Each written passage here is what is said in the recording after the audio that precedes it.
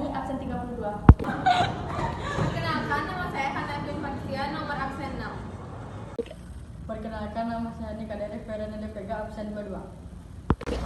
Perkenalkan, nama saya Nikita Traika Dianita Dewi, absen 24. Perkenalkan, nama saya Imade Erejita Nadia Putri, nomor absen 26. Pembantaian di Indonesia 1965 sampai 1966 adalah peristiwa pembantaian terhadap orang-orang yang dituduh sebagai pendukung komunisme di Indonesia setelah kegagalan usaha kudeta Gerakan 30 September atau G30S PKI.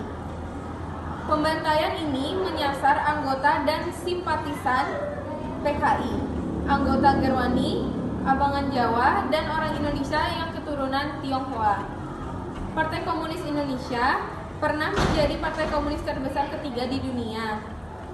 Kadernya berjumlah sekitar 300.000, sementara anggotanya diperkirakan mencapai 2 juta orang. Selain itu, PKI juga mengatur serikat-serikat buruh. Dukungan terhadap Kepresidenan Soekarno bergantung pada koalisi Nasakom antara militer, kelompok agama, dan juga komunis.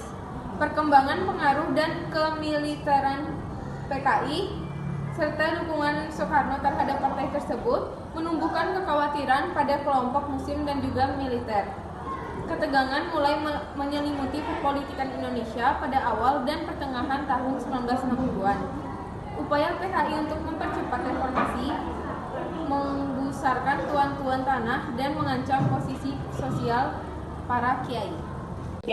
Kronologi. Pada tanggal 1 Oktober 1965, 6 jenderal diantaranya dalam proses penjemputan paksa pada pagi hari, sedangkan 3 sisanya bersama dengan 1 perwira TNI Angkatan Darat dijemput pada sore hari, dibunuh oleh kelompok yang menyebut diri mereka sebagai Dewa Revolusi.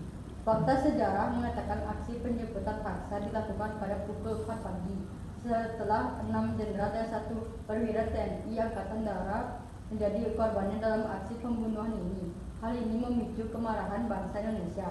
Akibatnya muncul aksi demonstrasi di berbagai daerah menuntut agar pemerintahan bersikap tegas membubarkan PKI dan organisasi sayapnya. Kebencian terhadap komunis dikorbankan oleh Angkatan Darat sebagai banyak penduduk Indonesia yang ikut serta dalam pembantaian ini, sehingga terjadi pembantaian terhadap mereka yang ditulis sebagai anggota maupun yang terlibat dengan PKI. Metode pembantaian meliputi menempatkan atau penanggalan dengan menggunakan pedang Jepang. Mayat-mayat dilempar ke sungai, hingga penjabat-penjabat mengeluh karena sungai yang mengalir ke Surabaya tersembat oleh jenazah. Di wilayah seperti Kediri, gerakan pemuda Ansor Nahdlatul Ulama menyuruh orang-orang komunis berbaris. Mereka lalu menggorok leher orang-orang tersebut, lalu jenazah korban dibuang ke sungai. Pembantaian ini mengosongkan beberapa bagian desa dan rumah-rumah korban dijarak atau serahkan ke angkatan bersenjata. Pemimpin-pemimpin militer yang diduga sebagai simpati PKI dicabut jabatannya.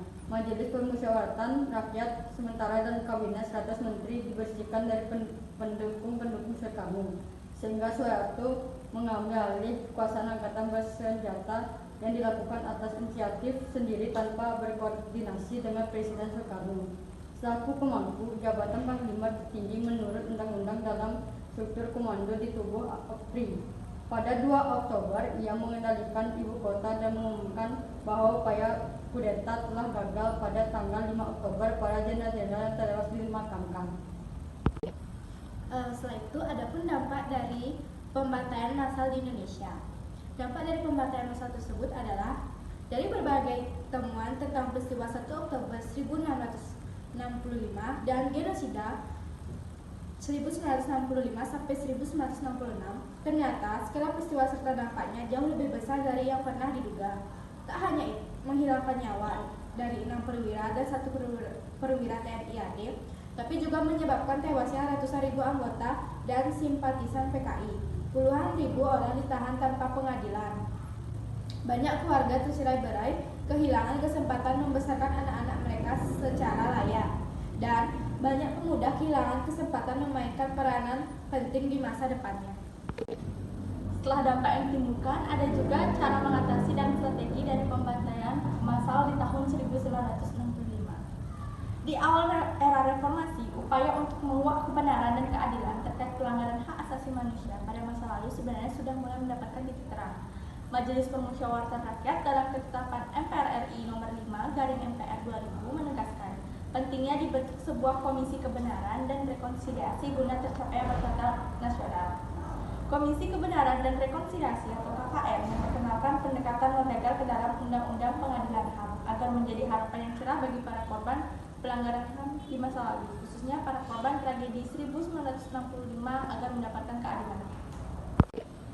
Adapun tokoh-tokohnya yaitu Jenderal TNI Anumerta Ahmad Yani, Letnan Jenderal TNI Anumerta R. Suprapto, Letnan Jenderal TNI Anumerta Mas Trito Darmo Haryono, Brigadir Jenderal TNI Anumerta Katamso Dormo Kusomo, Mayor Jenderal TNI Anumerta Sutoyo Siswo Miharjo. Selanjutnya ada Letnan Jenderal TNI Anumerta Siswondo Parman, lahir di Wonosobo 4 Agustus 1918 dan meninggal di Lubang Buaya 1 Oktober 1965. Dan yang terakhir ada Mayor Jenderal TNI ARM Donald Ignatius Panjaitan, lahir di Nato Lutali 9 Juni 1925 dan meninggal di Lubang Buaya 1 Oktober 1965. Sekian Presentasi dari kami. Terima kasih. Om Santi. presentasi